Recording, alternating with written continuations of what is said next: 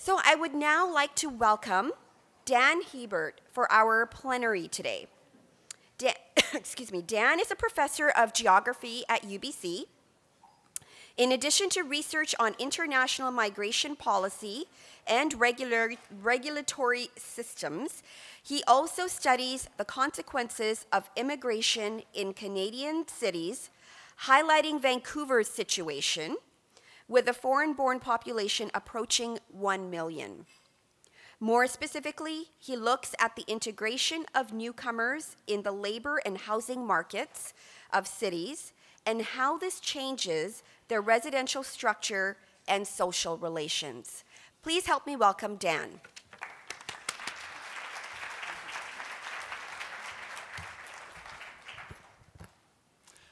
Well, good afternoon, everyone. It's a pleasure to be here.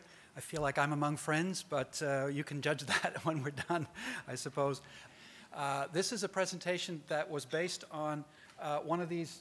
Well, it's sort of like what you folks all do when you have a deadline coming up for your granting applications. You work, through the night and really quickly, and this is the same kind of a thing. Statistics Canada released a bunch of data 2 days ago, and so I'm trying to put together a summary of some of the things that we can learn from those data at a really quick pace. So I finished this at about, 10:30 last night or something, and I didn't have time to print it out and be able to sit here and look through it while I'm presenting. All right, so the agenda, first I'm going to talk about what we can learn from the newly released data that's just been, in its first instance, released 2 days ago, and there'll be some further releases as the next couple of months transpire. Then I'm going to, on that particular front, I realize that this is an audience that's really mixed in terms of people who are from Metro Vancouver versus other parts of British Columbia. And I'm sorry, at this point, I've really only had time to look mostly at the Metro Vancouver stuff. I have a few little comments on what's happening in other parts of British Columbia, but I'm afraid you're going to be kind of disappointed by that. Apologies at the outset. We can perhaps talk again and get to some of the other places that are important too. Then I want to see how the time is going. If I have enough time, I'd like to give you a little bit of a sense of a project that I finished that looked at data that's a little bit older, but because the data is older, I've actually had more time to get to know it and to really do some more in-depth analysis. And that is looking at long-term economic outcomes of refugees in the greater Vancouver area. And then thirdly, I want to just talk a little bit about what kind of data are becoming available and to think about the kind of partnerships that could happen between research, policy, and practice. And of course, it would be great to hear from you about what kinds of things, as people who are involved deeply in practice, what kinds of things you would like to know. Okay, so I'm going to start then with this new data that was released just a couple of days ago on Wednesday from the 2016 census. Just to remind you again that this was a real census, not like the so-called census of 2011. This one actually did the job of mandatory requirements. Had a very high ratio, 96 or 7%, I think, for the response rate. So this is real information this time. And I'll start by doing a little bit of population profile stuff, then talk a little bit about the geography of settlement, again, only within Metro Vancouver, and then talk a little bit about some economic indicators. So I'll start then with who, how, and when. So who is here, how did they get here, and when did they come? And this information is using something that's brand new in the 2016 census. For the first time, any respondent to the census that said that they were born outside of Canada, if they came to Canada since 1980, Statistics Canada went and linked up with their landing file and brought in the information from their landing file to marry it together with the information that they filled in the census. And in particular, the landing file includes the formal administrative category or the class of immigration that people have. So this is the first time we've ever been able to take class of admission and marry it up with the kind of information that's in the census. So we can really begin to understand the different circuits of migration. We know that people come to Canada from different places for economic purposes, compared to the people who are coming to Canada as refugees, for example. So we can begin to really iron that out and take a look at how it evolves over time. So now, this one's a bit of a problem. I think this is the busiest slide I've got, so hopefully those of you who are in the more middle part of the room can at least appreciate something of this slide. So this one is the one slide I'll show that does all of British Columbia, and it looks at, there's 5 different slices or horizontal layers. Each one of them looks at a particular cohort of immigrants who arrived in British Columbia, and when they came then, and also under what category. On the bottom, nobody will be able to read it, but left of that kind of yellowy orangey line, that's kind of in the middle of the graph, everything to the left of that are economic categories.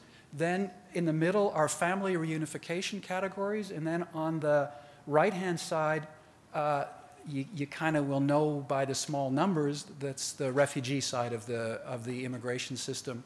And you know, it's too busy to look at that slide in detail right now, but you know, I could spend the next 15 minutes just talking to that slide, because what it shows us is that over time there's been a real different mix of admission categories come here.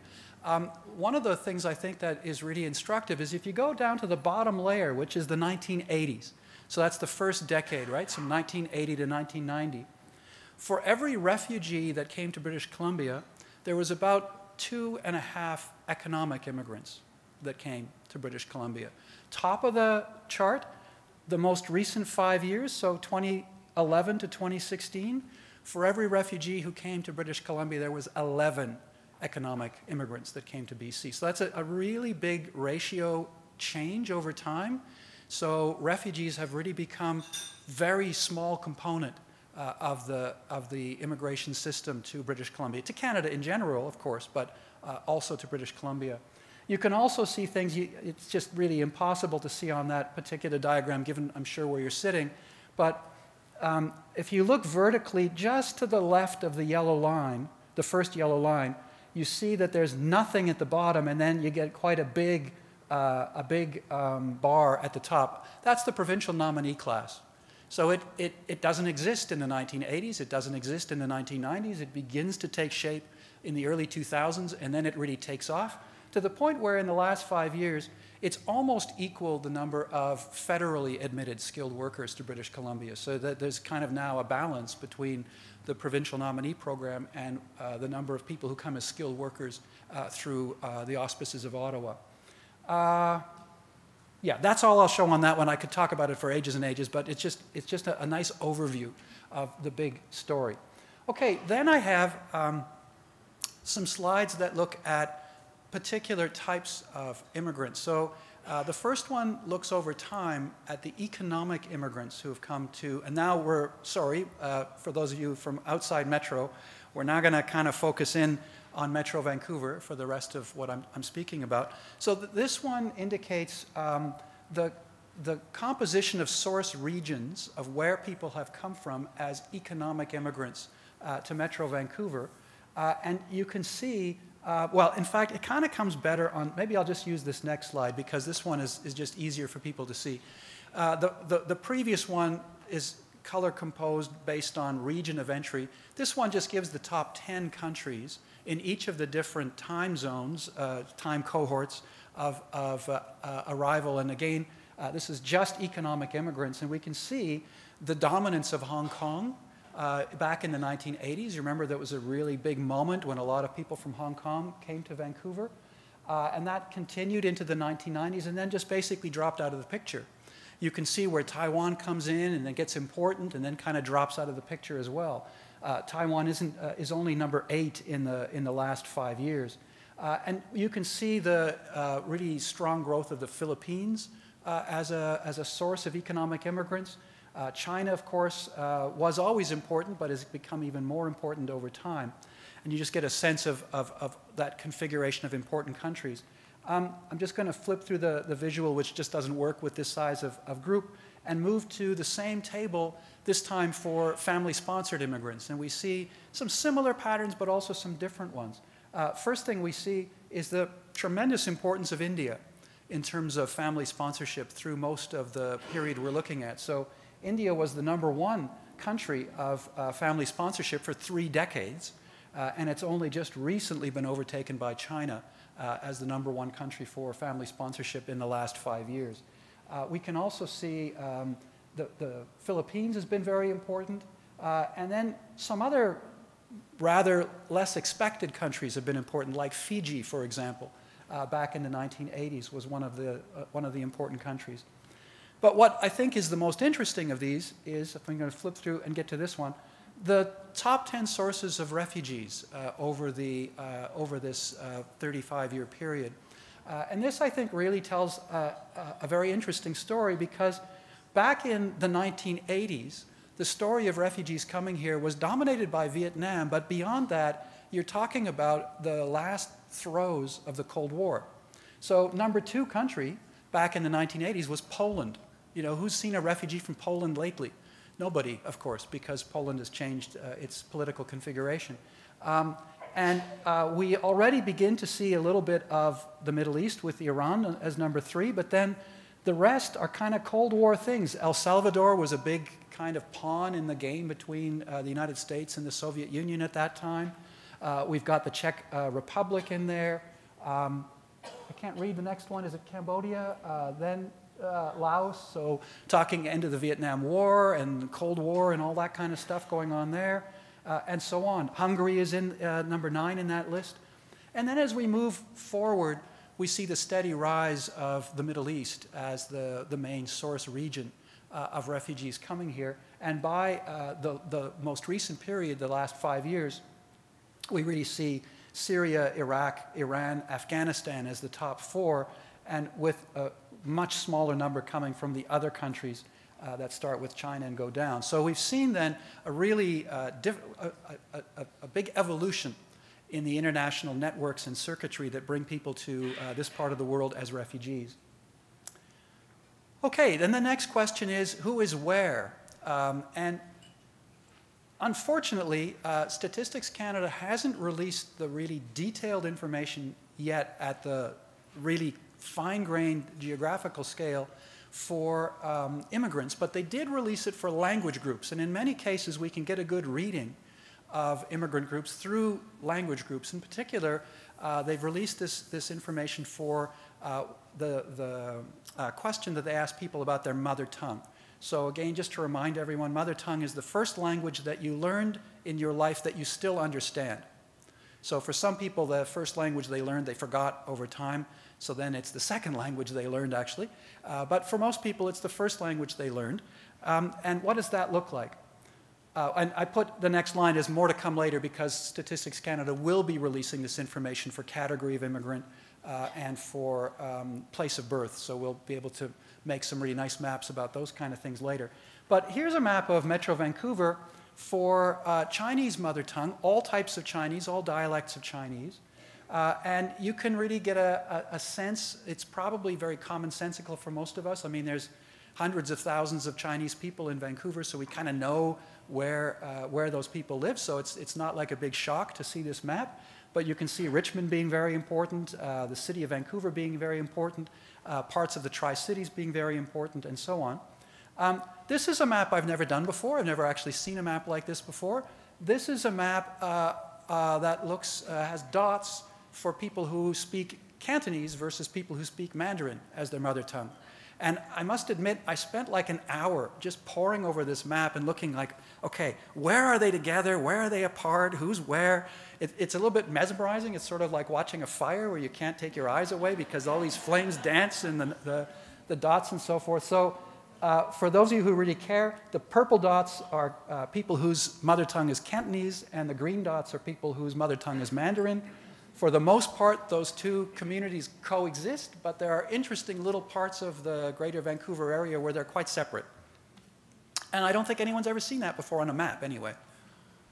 Okay, back to the main plot. Well, one thing I find interesting is to contrast the map of where folks with a Chinese mother tongue reside compared to those with Punjabi as a mother tongue. And again, we know this, but it's interesting to see it in such a visually expressive way.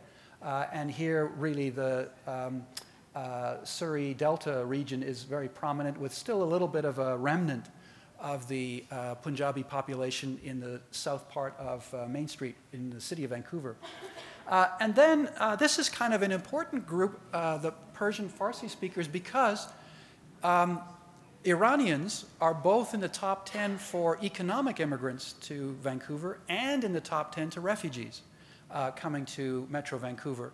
And I think there's kind of a bit of a dividing line where the folks in the southern part of that map, particularly in New West and Surrey, are probably more likely to be refugee Iranians, and the folks up in the north part of that map, especially on the North Shore, are more likely to be having come from for economic rationale.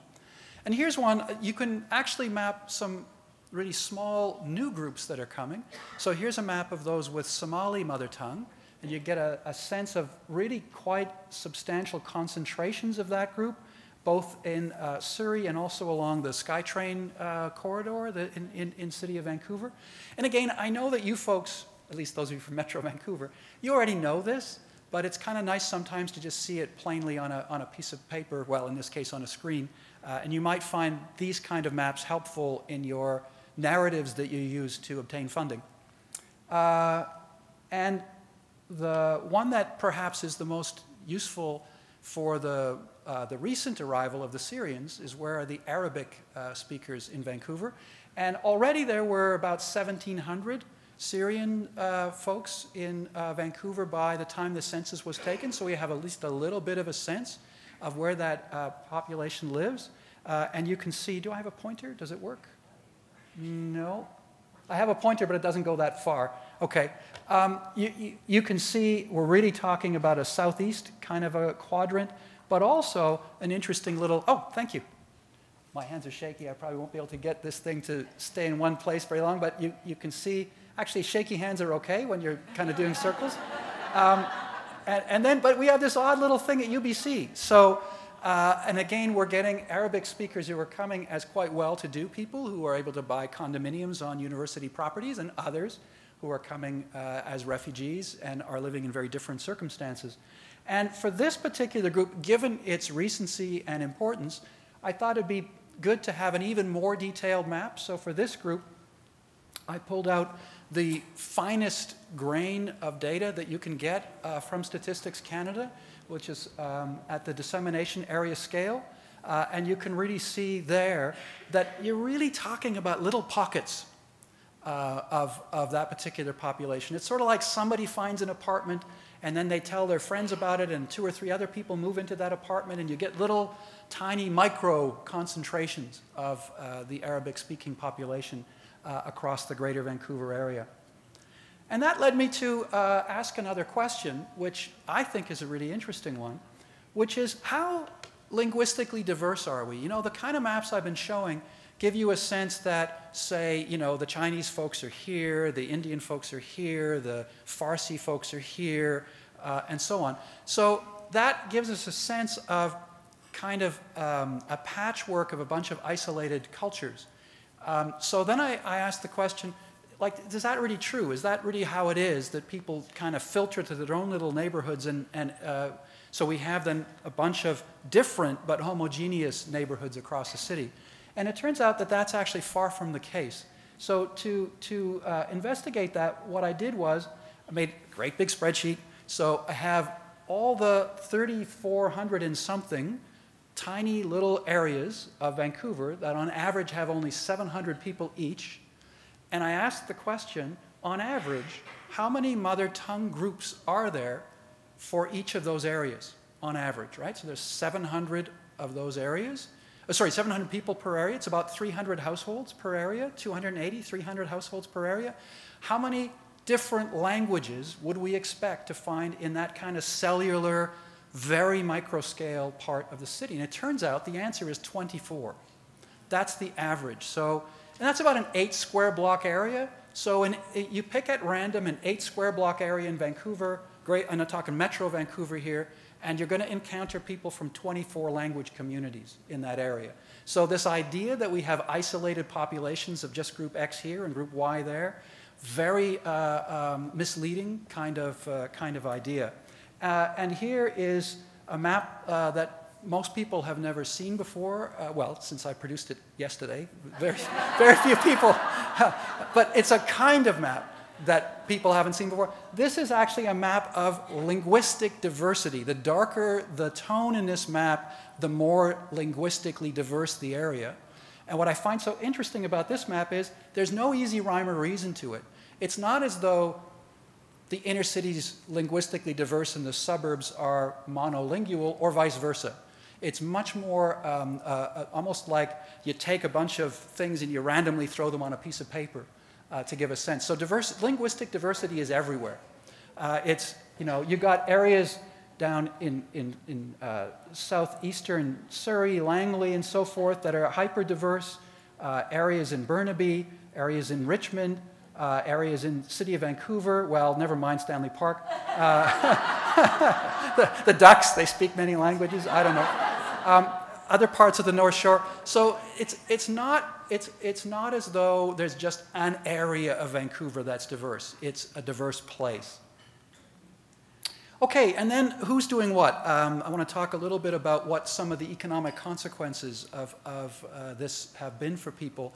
And here I want to look at just two very simple kinds of things.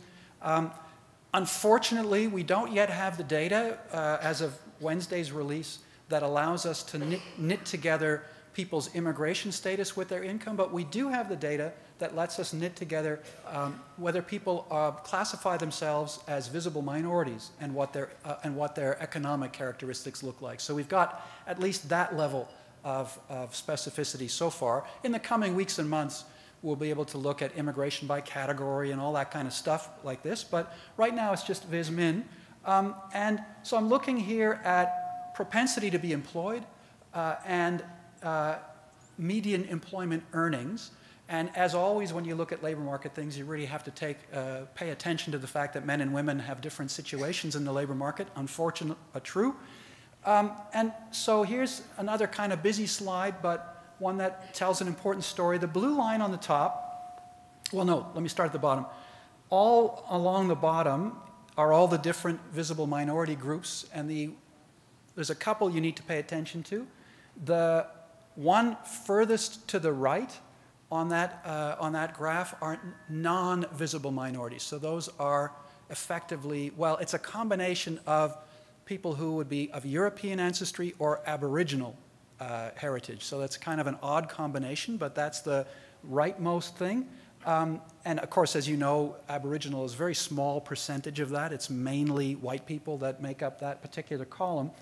And then the one on the very far left is the total population, and the next one in is all visible minorities together. So you want to compare the second from the left with the right, and what you see is a big difference in the scale of those bars, and that's median labor market earnings. So we still have a big problem. This is males. We still have a pretty big problem when it comes to the number of dollars earned by a visible minority male in the Vancouver labor market compared to the number of dollars earned by a non-visible minority male. And the blue thing on the top gives the percentage that are employed. And you can see that's not as different as the orange bars, but it's still, you still have quite a bit of variation between groups. And another thing I'd like to point out is in between those two bars on the left and that bar on the right are all the different visible minority identities.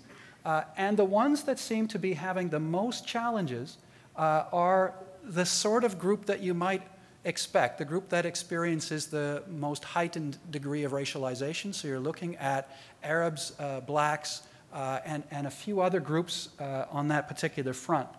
And if we shift that data to females, once again, you want to, first of all in your mind, compare the far right with the second from the left. And so the far right is non-visible minority females. The second from the left is visible minority females. The one on the very far left is everybody. And again, you get a real sense of differentiation. Women who classify themselves as Arab have the least propensity to have a job in the Vancouver labor market. They're down at around 40%, 45% in the labor market. And you can see the blue line bounces all over the place, but it's generally lower for Vismin groups than others. But the criticism you could easily make about this chart, very easy criticism, is it includes people who are immigrants, second generation, people who've been in Canada a long time, and it may be that the data is too messy for that. So then, helpfully, I created a more precise version of these data. So this one is visible minority men who are born in Canada, second generation, and who are between the ages of 25 and 34. So I'm very precise in terms of the definition of the population. And again, you want to compare the rightmost column with the second from the left, and there's still a gap. So there's still a significant income gap for men if you're a visible minority, even if you're born in Canada and you're in an age group that's finished its education, and we're just comparing people of that population right now. So we got a way to go in terms of labor market equal opportunity in Vancouver for men. But the interesting thing is, it looks way different for women. In fact, for second generation visible minority women between the ages of 24 and 35 in Vancouver, they actually earn more than their white counterparts in the Vancouver labor market. So women, you've done something. I don't know what it is, but you've kind of moved to a situation of much more equality on the female side of the labor market than the male side. But notice how low some of those bars are for some of the visible minority groups. And there, West Asian is the group that seems to have the greatest challenges in terms of incomes. So these are people who've got a job, and yet their average labor market earnings are only about $20,000 per year in that particular group. So you get some pretty big differences, but the big story is much more favorable between visible minorities and non-visible minorities when you're talking about females than when you're talking about males. So I'm not done, but if people want to ask some questions, that's fine. Please, in the front. I'm just trying to understand the axes on either side. You've got income on one side. Is that what that is? Yes. So on the left-hand side, it tells you the level of income, and it's right. in $10,000 gradients. Okay. And then and on the right-hand side, you've got percentage who are employed, and that's the blue line on the top. Oh, that's the blue line. And, okay. And so there we see the propensity to be employed for these young women is about 90%. Right. And that's pretty much the same if you're white or if you're visible minority. Right. Okay? So propensity to be employed is about the same, and earnings are actually just slightly higher if you're visible minority than if you're white.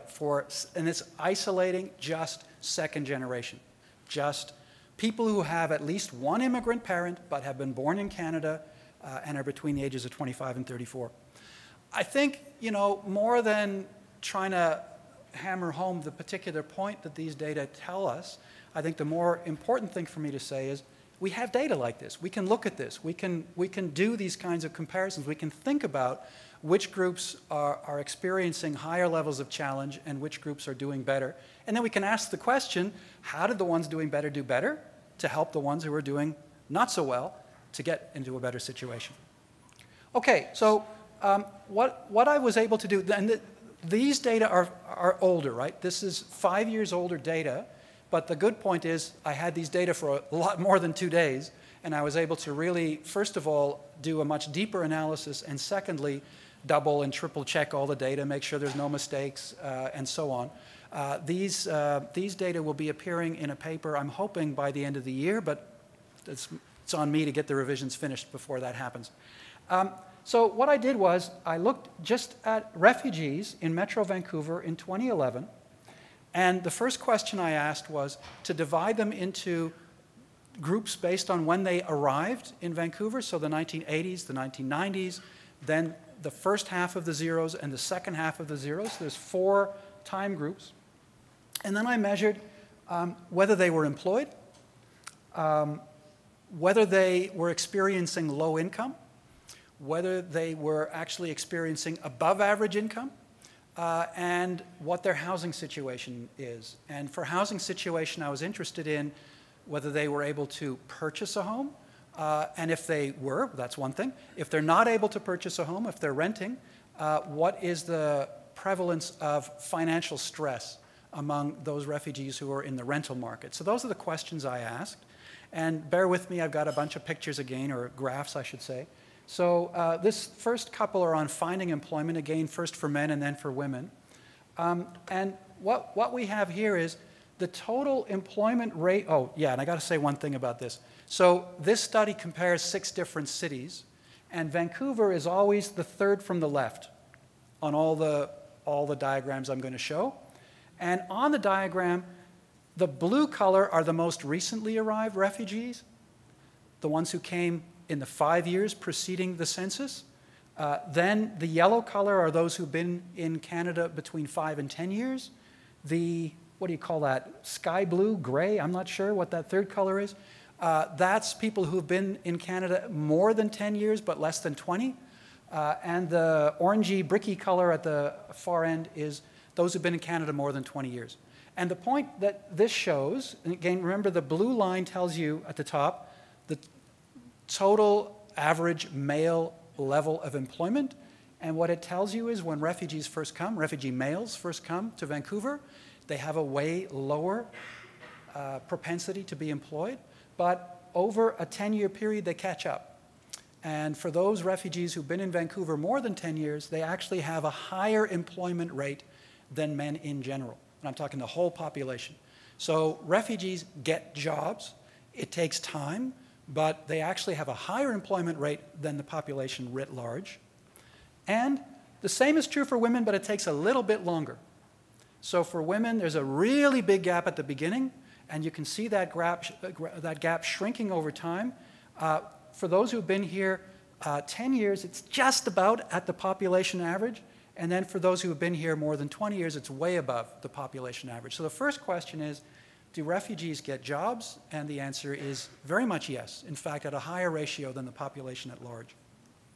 Second question is, what about low income? Like, I think if you just tapped any average Canadian, whoever that might be, whatever that person might look like, and asked them, do you think that refugees are a low or a high income population in Canada? I'm sure the general answer you'd get, well, of course they're a low-income population, which is true, but not forever. So if we look at the proportion of the refugee population that is classified as low income, very high. Remember, yellow is early, and then as we move through toward the other end of the graph, we're looking at those who've been in Canada a long time. The blue line is the total population rate of low income. Again, Vancouver's third from the left. And you can see, when refugees first get here, really high ratios of low income. But after they've been here 5 years, goes down a bit. After they've been here 10 years, they're almost at the level of the population as a whole. So refugees are only a little bit more likely to be in a low-income situation than everybody else after 10 years. So the level of economic integration on that particular front is really quite remarkable.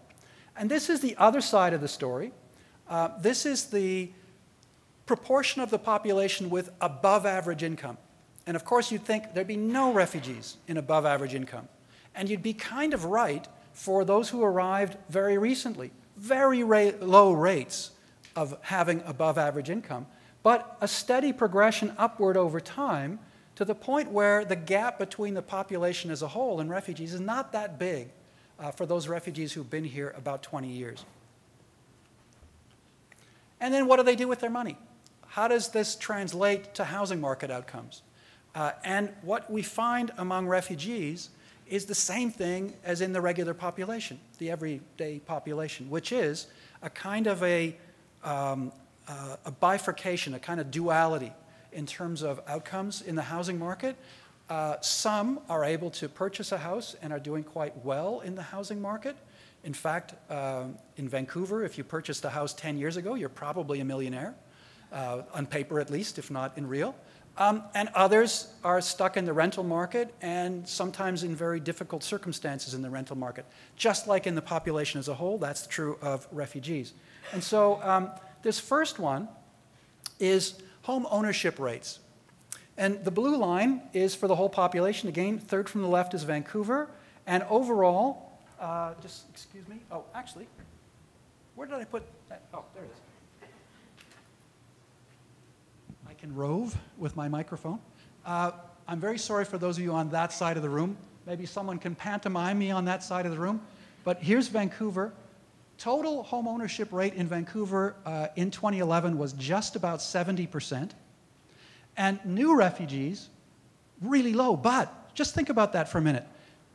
The yellow bar is for refugees who've only been in Canada less than 5 years, and their rate of home ownership is 20% in Vancouver. Let that sink in for a minute. 1 out of 5 refugees in Vancouver buys a home within 5 years. Let's try and figure that one out. Then, the next bar is the light blue one. It goes to about 45% for those who've been in Canada between 5 and 10 years. So almost half of the Vancouver refugee population in the most expensive housing market in Canada has purchased a house by the time they've been in Canada 10 years. And by the time we're talking 10 to 20 years, that ratio goes up to, oh boy, I might fall off the stage, 50%, and then it is 67%, I think, for those who've been in Canada 20 years or more. So 2/3 of refugees end up being homeowners in the most expensive housing market in Canada for those who've been here 20 years. So if anyone tells you, hey, if we bring in all these refugees, we're bringing in this destitute population, they're going to be begging on the streets, et cetera, that's maybe a number you can give them back. Yeah, okay, in 20 years, 2/3 of them are going to own a house. But the other side of this is the other third of refugees who don't get into the purchase side of the housing market are under considerable financial stress in the rental market. And I'm sure you all know about that, of people who are really kind of stuck in a precarious situation in the housing market, and you can see that that's the case. Now, I've done this as quickly as I can. I'm going to cut to the chase and just tell you the things I feel I've learned from a very long-term study of this particular issue, given these data. The first thing is refugees have huge challenges at the beginning. We all know, you know that better than probably anybody else, any other room of Canadians, but you know that. But what I think not many people have really appreciated is just how profound the level of economic integration is for the refugee population over time. It takes a long time to get there, but it is really profound nevertheless. And most attain home ownership even in those really expensive housing markets of Vancouver and Toronto. And in short, most refugees become fully economically self-sufficient, and they end up having a very similar kind of economic outcomes as Canadians in general. So in Vancouver, the average rate of home ownership is 70%. For long-term refugees, it's 67%, about the same. Very similar low-income ratio, very similar high-end income ratio, et cetera. So refugees become indistinguishable economically from Canadians in general. It's worth considering, though, that what goes into that? You know, that's a nice sort of answer that we can give people, but an important question is, how did that happen? And the more we know about how that happens, of course, the better we're off in terms of helping the next generation of refugees do as well as their predecessors. Okay, so, before I move on to my last couple of slides, I'll just mention that there's some good news and some bad news when we compare Vancouver to the other major cities of Canada. So I looked at Montreal, Toronto, Vancouver, Calgary, Edmonton, and Ottawa. And in Vancouver, we actually see really good rates of employment among refugees, but not so good incomes. And we see really good rates of home ownership, but not as high as in a number of other cities. Vancouver is actually second lowest in that, but again, we have the most expensive housing market. But refugees in Vancouver have the highest pressure financially if they don't buy a house and if they're renting. And again, that makes sense just given the cost of housing in Vancouver, but it's just like important to think that there really is that challenge. All right, so let me just move on. There's going to be a lot more data that is released in the coming months. I'm going to be working very hard to try to pull a few things together. The things that really interest me is, first of all, I want to put together an atlas of the kind of maps that I was showing you a moment ago, or 10 minutes, or no, 20 minutes ago, whatever it is. So I want to do that for the major cities of Canada so people can really get a sense of the on-the-ground sense of where people are. I'm also going to put a lot more effort into looking at the shifts in the geography of immigrants in Canadian cities. That's something I've been doing for a long time. I'll keep doing that. Also, as you can gather, very interested in housing issues, so I'll keep working on that. But I'm like an urban geographer, right? So I work on big cities. That's my deal. That's what I'm hired to do. What I'm hoping is that we can find some people, especially I would think at the regional universities of British Columbia, that get interested in the story outside of Metro Vancouver. So I just did the obvious numbers. There's about 1 million immigrants in British Columbia, about 800,000 in Vancouver, which means, you know, in round numbers, about 160,000 immigrants outside Vancouver. And there's your top 5 destinations of immigrants across British Columbia as of 2016. So the second highest number is in Metro Victoria at about 35,000. Just a little bit fewer in Abbotsford, about 33,000. About 15,000 in Kelowna.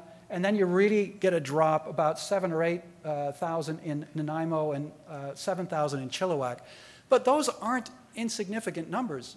Those are important numbers. And hopefully there's other people who will come to podiums like this and really give you a much greater depth and richness of analysis of what's happening with those people in those places. But also in terms of what's in store, just to tell you a little bit about the kind of emerging data that we're seeing out there. So one thing is, Statistics Canada released these data 2 days ago, but it's not all the data that they're going to release. There's going to be more stuff coming in the very near future that will give us more detail on what we've already seen. So that's one thing. A second thing is, I think most of you will know this, but for a long time already, there's been a linking together of immigrant landing files and tax files. So we have a lot of information available on that particular front, but maybe something you don't know. I think all of you have been required to use iCare for the last number of years.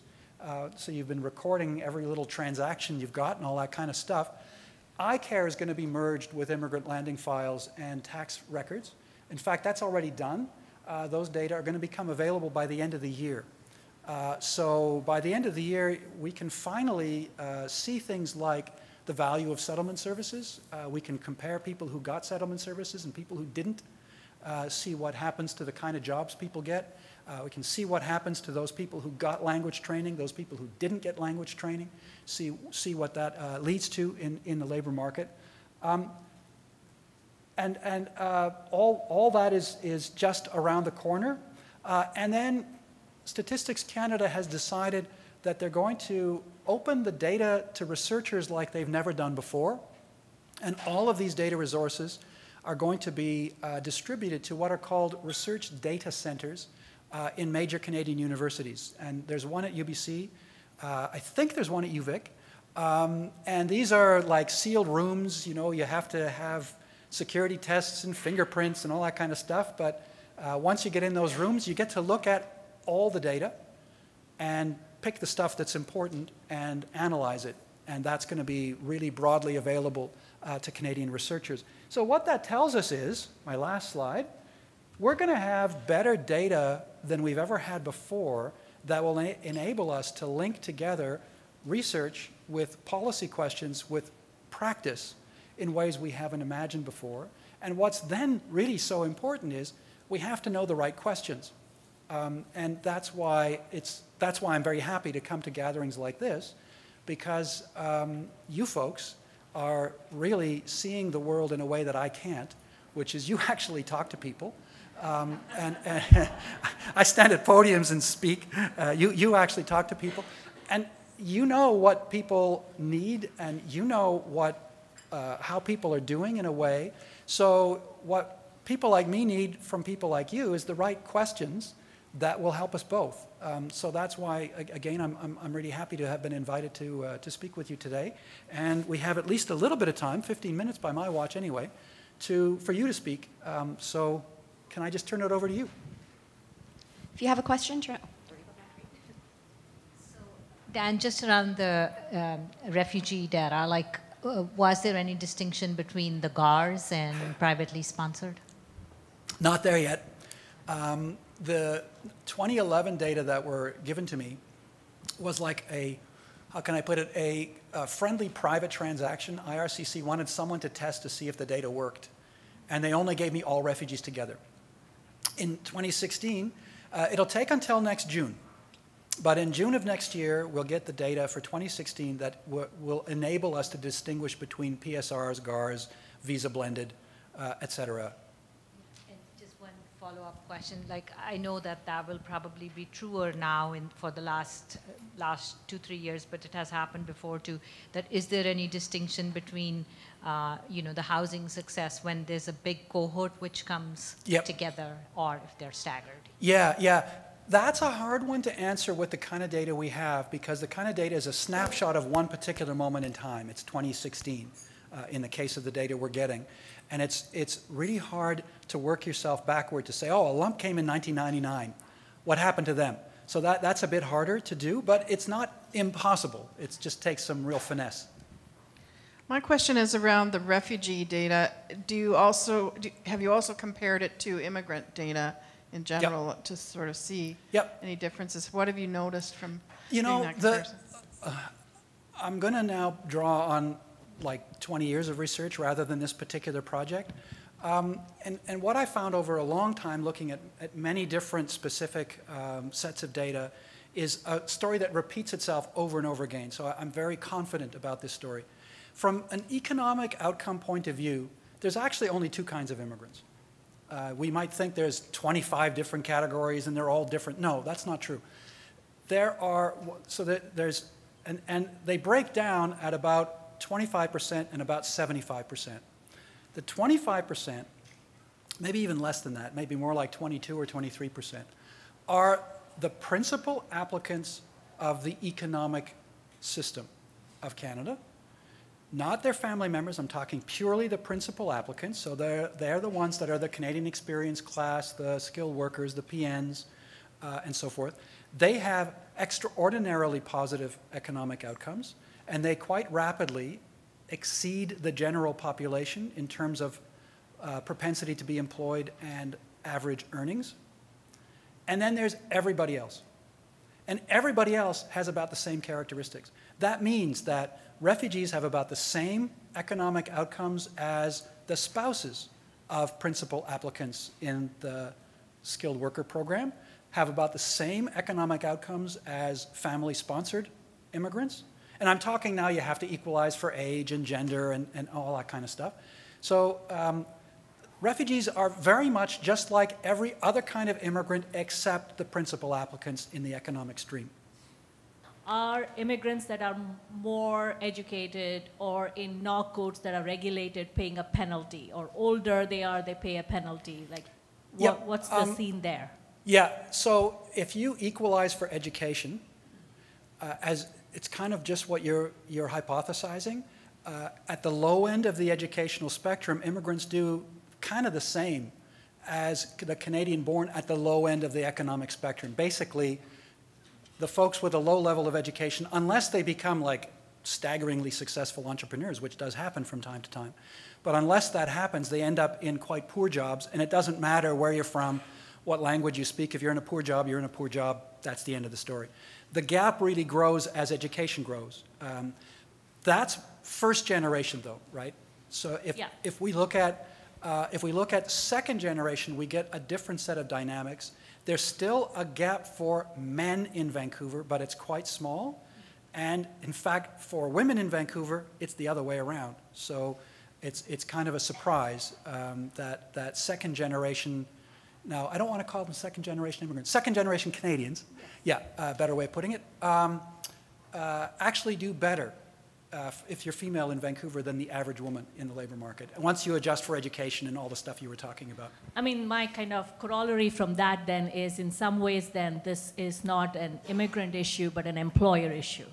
Yes, I would say so. Because it actually does speak to the fact that international education and experience constantly gets discounted. And our solutions need to be focused on that. So it matters a lot if you've got your experience in Canada, i.e. if you're born in Canada, by definition, your experience is in Canada. So that makes a huge difference. It's also, though, important to acknowledge the gender dynamics that are going on. Can I just ask you maybe to think about it, since there's a lull in the questions? What questions do you have? I mean, not what questions of this, but like broader questions. What would you like researchers to help you know? Yeah, you know, the fast-paced influx which happened. The Syrians? Yeah, Syrians. Yeah. How did that compare with the staggered? Yep. CLB levels, an impact on economic outcomes depending on their CLB level. Okay. So that's on landing forms, I believe. If possible, I don't know if you have the data, but you said it does take a little bit longer. So why? So what contributes to that, so that we could? The really hard thing to disentangle is, you could say that it's only natural that refugees are going to experience a longer period of economic integration because of the disruption in their lives. So by definition, a person who's a refugee has had something bad happen to them. I mean, you don't get to be a refugee if your life has been wonderful. So you've had some disruption in your life. Maybe you've experienced intense stress.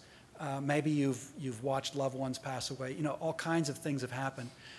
And secondly, of course, you've been resettled, usually in a country that is a different language from what you are used to speaking. So we can expect, just naturally, there's going to be a lag time for refugees in terms of economic integration.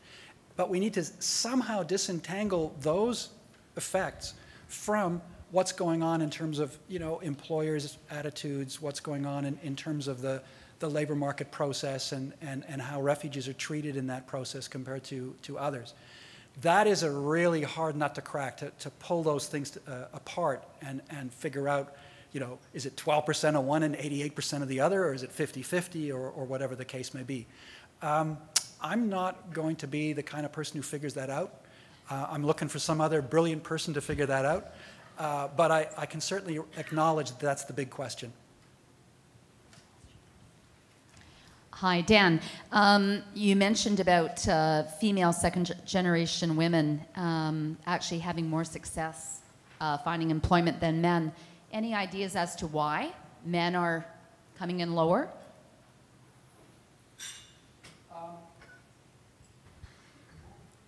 I wish I could be better than this, but I will say no informed ideas. Anything that I would conjecture would be based on stereotypes, and I don't want to go there. So I think it's best. There are people who study this kind of stuff, and they aren't me, so I think, sorry, but I'd rather have someone knowledgeable answer that question than someone make stuff up. Yeah. This is with regard to the length of time that the settlement for refugees are impacted.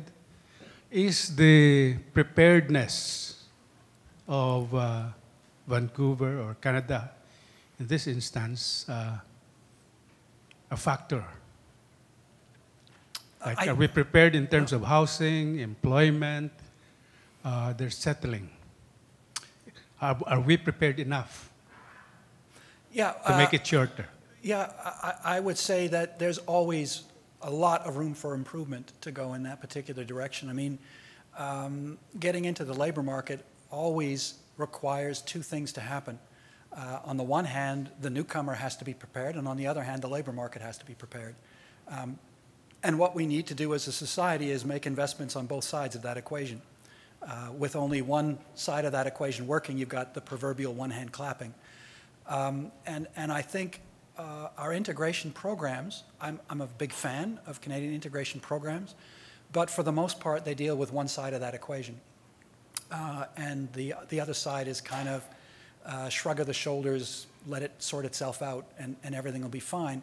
I think there's a widespread belief that employers will naturally turn to immigrants because we've got a demographic situation where people like me are going to be, not too long from now, exiting the labor market, and there's going to be lots of demand for labor, et cetera, et cetera.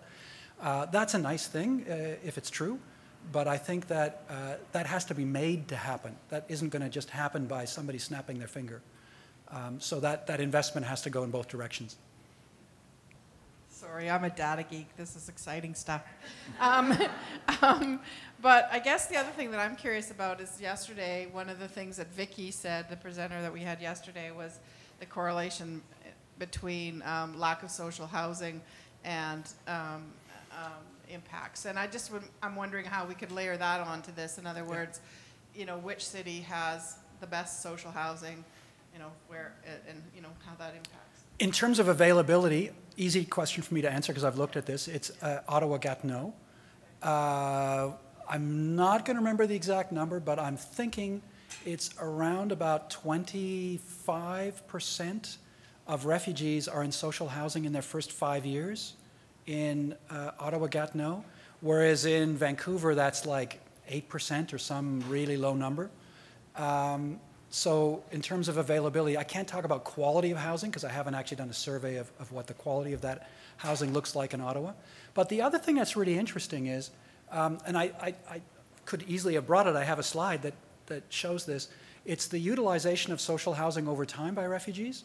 And in all the cities of Canada, it's the same story. They start having a much higher rate of utilization as the general population, and they end up really leaving social housing. Very, very rapidly well, not rapidly, but very distinctly over time. So by about 10, 15 years, they don't have more propensity to be in social housing as anybody else. So again, it's one of those initial investments that needs to happen, but we don't have to worry that we create dependency. Oh, and by the way, that kind of, I want to just make that point a bit stronger. I think what a lot of Canadians, and not just Canadians, I think a lot of people around the world worry about when they bring in refugees is they think they might be creating a socially dependent population. And I think what these data show is really, really decisively that that's not the case in the Canadian context, especially in you know, what we looked at in Vancouver. Long-standing refugees who've been here a long time are no more socially dependent than Canadian-born folks. And I think that's like a really important insight that we might have thought that before, but we didn't have data to really show that on a piece of paper with a graph, with you know, numbers behind it, that we are not actually creating populations that are long-term socially dependent. And even more importantly, we're not creating a situation of intergenerational social dependence, which is the great worry, for example, in the so-called underclass in the United States, you know, populations whose parents were on welfare, the kids are on welfare, their kids are going to be on welfare when they grow up. We're just not creating that situation to any large extent here. We're not creating it among refugees to any greater extent than we have it in the general population. So my question is, given that where refugees are coming from has changed quite dramatically, yes. Do you think 20 years from now, this data is going to look different? Ha ha. Yeah. Pardon me while I get my crystal ball out, because I'm not a futurist, so I'm not good at predicting the future. My best guess is I think that the decision that was made around about the time of the introduction of IRPA to prioritize vulnerability over adaptability in terms of refugee agar selection, I think that's going to have some consequences down the road. See, I looked only at 2011, so I didn't have that long a period after that decision to look at, comparatively speaking. So I think it will have an impact, but my hunch is it won't be as big as we might think it will be, because people are, after all, quite resilient. Is my expectation. Hi, sorry, just one last one. Is there anything that shows pre-arrival? Sorry, I don't know where to look. Oh, here, sorry. Hi, sorry. Okay, sorry. With pre-arrival, and is there any data that shows how that affects immigrants once they get here? Okay, so you probably know this better than me. Does iCare work for pre-arrival stuff? Yes. Well, then there will be. So there'll be a field in the data set that says they got pre-departure support of one kind or another. Hi, good afternoon, Dan. I've got a question about if this has been cross-referenced with any other high refugee landing countries in the sort of Western nations, such as the UK, Australia, or New Zealand, and has there been any data reported out in this capacity? Best careful comparison has been with Sweden, and that has to do with like individual researchers who happen to know each other really well and have done a collaborative project. Generally speaking, though, the data is too new to have seen that kind of thing, and also we haven't got necessarily comparable data in other societies that have as much disaggregation of information as we have in the Canadian case. So for example, one of the annoying things is when I submitted this paper for review to a journal, I got back, I have to do these revisions, and one of the revisions is, you must compare this with the situation in the United States. And I'm tearing up my hair, not that there's a lot of it to tear out, but I'm tearing up my hair because there's no comparable data in the United States. And the whole refugee issue plays out in way different ways in the United States. So it's a bit of a peeve for me at this moment. But yeah, we'll have to wait a little while, I think. As you probably know, there's conferences just like this one of statisticians from different countries. And so they're all talking. And the Canadians are all sort of puffing out their chest and saying, we have better data than you do. And they're all thinking, well, we can do that now too. So, in some amount of time, we'll see more of this sort of happen in other countries. But we don't have many countries that have very comparable stuff too. The Nordic countries do, which is why we've seen that comparison. Oh, and by the way, long-term, short-term, refugees do better in Canada. Long-term, kind of the same. And in the Swedish case, refugees take a hugely long time to get a job. But when they do, it's usually a pretty good job. So that's kind of the trade-off.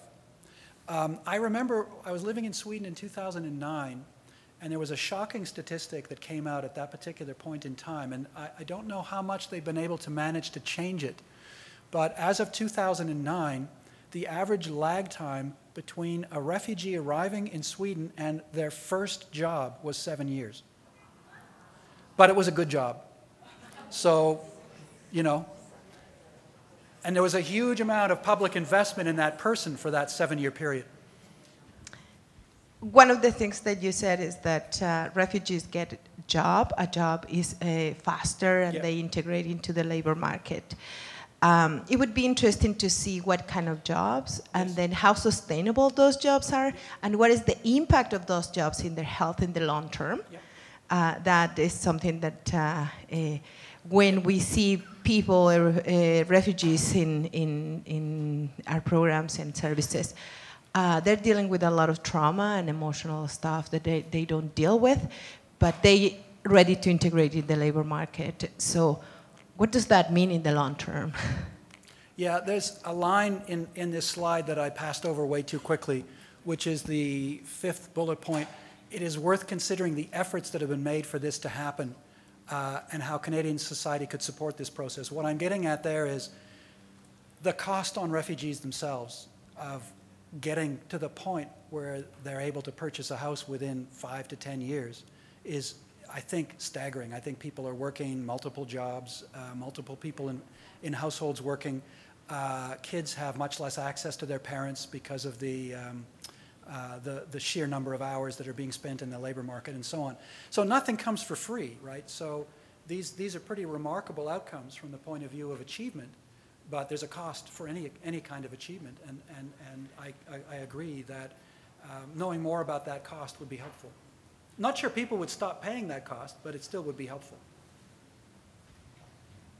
Hi, Dan. Your research is amazing. I'm just wondering, what is your recommendation to IRCC? Well, my first recommendation is, and I want to come back to the very first slide I showed, which is that we've seen a ratio change in British Columbia from 1 refugee for 2.5 economic immigrants back in the 80s to 1 refugee for 11 economic immigrants in the 2010s.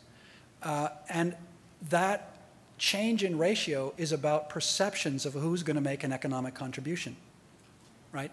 So my first comment to IRCC is, you don't have to worry about the economic sustainability of refugees.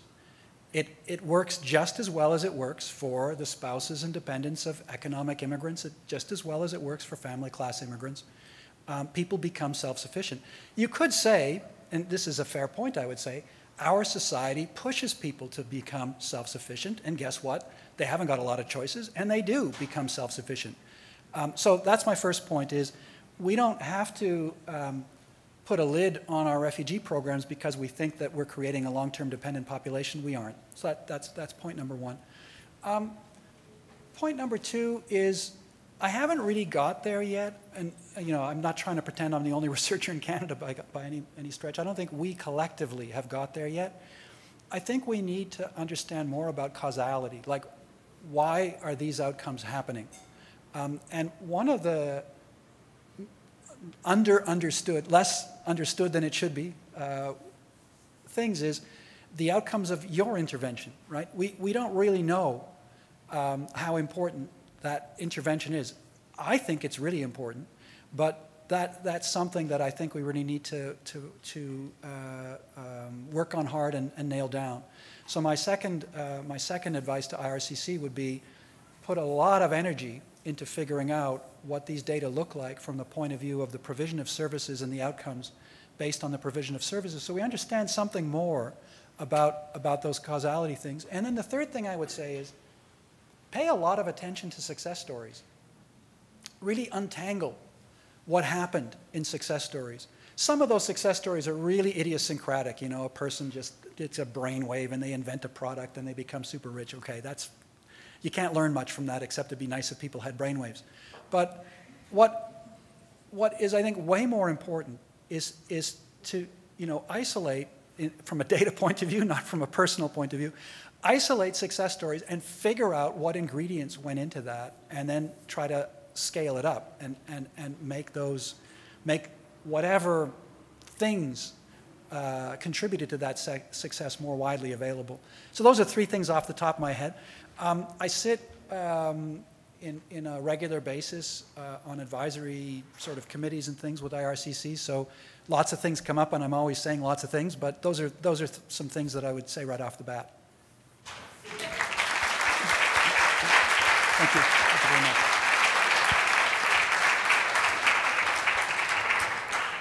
Thanks very much, Dan, for taking the time to come and speak with us today. On behalf of the AMSA team, we just wanted to present you with a little thank you. Thanks very much. Thank you. Okay, so this brings us to the end of the two-day meeting. And I also want to now take this time to thank our presenters and speakers. We had yesterday Tiana Solares, Joni Rose, Vicki Reynolds, and then today we had Joanne Pettis, Denise Baker, Dan Hebert, and then in our breakouts we had Chantal McIsaac, Mary Daniel, Paula Mannington, Yvonne Hopp, and our very own Lucy Buchanan Parker. I also want to thank IRCC for funding this event. I wanted to take this time just to thank the AMSA team. They're the table of superheroes sitting back over there. Yes. So that's Saida, Melissa, Lucy, Javier, Jen, Julie, Sabrina, Khan, and Brita, who's back at the office. We also had great volunteers helping us: Alexis, Amal, Asma, Devi, Justine, Nilu, and Michael. So thank you, all of the volunteers. And I want to thank all of you for taking the time out of your busy schedules to be with us for 2 days. We hope you found it very useful. We hope you're taking some tools back with you to add to your toolkit, and have safe travels on your return to wherever you're heading. If it's Prince George in the 55-centimeter snow, good luck to you. Thank you, everybody. Have a wonderful afternoon and a great weekend. Thank you.